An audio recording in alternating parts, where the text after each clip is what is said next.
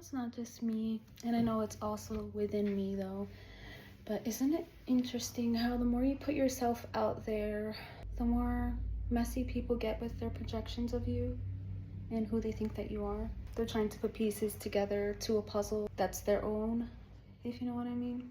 And it's funny because it's a lot of people who claim to know psychology and metaphysics and spirituality, but none of us are immune to it. Our projections are always giving us signs. I try not to be a judgmental prick sometimes because I know that every judgment that we have is pointing back to ourselves, something about ourselves. But what sometimes is annoying is when you put yourself out there more and people are just messy with that. They think you can't see and notice and pick up on the projections they're trying to paint onto you on social media, subtweets and stuff like that. Almost like they don't have the ability to check their own intentions and motives. They're just judging you and projecting things without trying to see where that might be a reflection of them. But hey, I used to do that all the time when I was younger too, so there's young people all over social media, but it's just really interesting.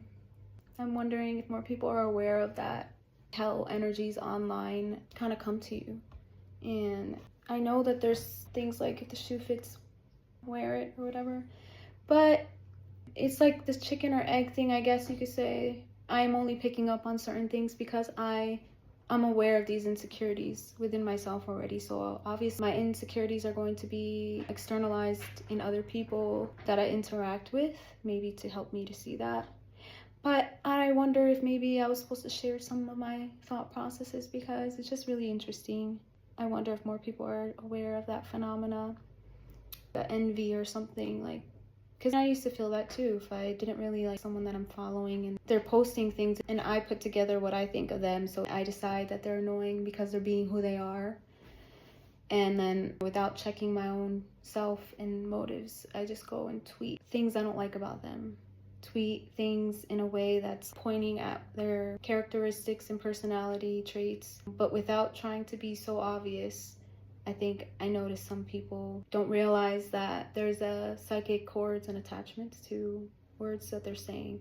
I try really hard to make sure that if I'm putting anything out that I'm not trying to project any negative energy to trigger somebody, because I know how that can go. I was almost inclined to get into my old self and be a reflection of that person, but I decided, let me just talk about it. Let me see how I can articulate the feelings that I'm feeling. It does suck sometimes because you want to just be able to have a safe space to put yourself out there and feel more open and free, and there's people watching you instead of being and living their own lives. For some reason it's healthy to an extent when you're doing it to be inspired by somebody, but when it comes to negativity and envy energy, that is just not helpful for anybody. It is sad though, because sometimes you like the people that are unsuspectingly, unknowingly holding these energies towards you. They can't help it. That's why they're not doing it blatantly. They're not doing it, they're trying to be a little sneaky with it, sly.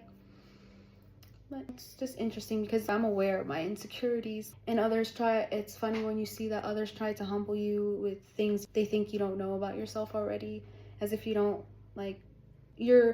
because you're accepting it in yourself, they feel envious or they feel like calling out things that they don't even know you worked out.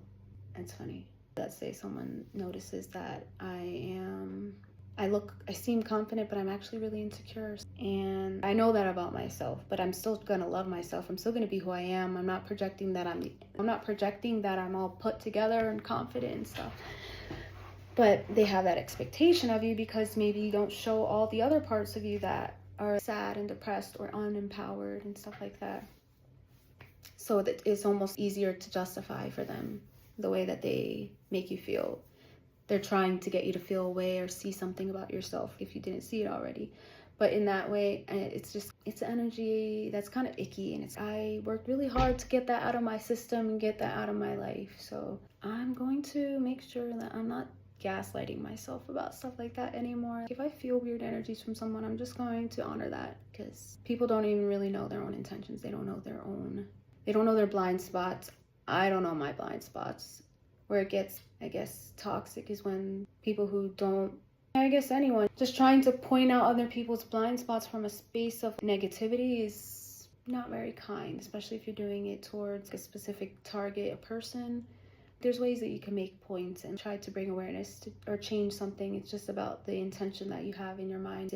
Is my intention to bring awareness to this? Is my intention to make someone feel bad? Is my intention to look at this within myself? Why does this make me feel this way? Stuff like that. I just wanted to share it because it was lingering in my head.